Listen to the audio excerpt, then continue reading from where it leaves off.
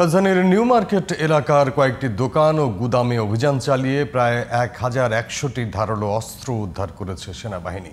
এসব অস্ত্র বিক্রি ও সরবরাহের সঙ্গে জড়িত ৯ জনকে আটক করা হয়েছে।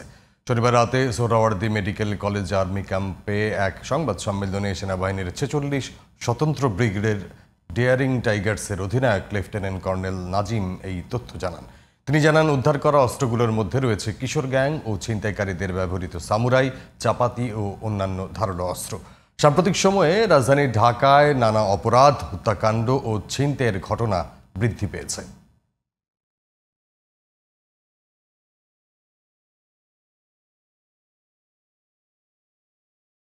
বেশ কিছুদিন ধরে ঢাকা শহরের বিভিন্ন স্থানে বিভিন্ন সন্ত্রাসী কার্যক্রম হচ্ছে।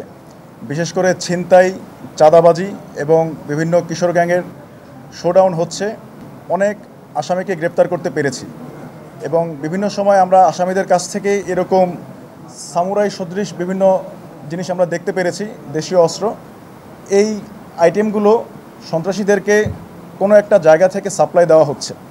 অতঃপর আমরা আজকে নিউ মার্কেটে গিয়ে ৩ থেকে ৪টি দোকানের মধ্যে তল্লাশি চালিয়ে আমরা এই ধারালো অস্ত্রগুলো উদ্ধার করতে সক্ষম হই।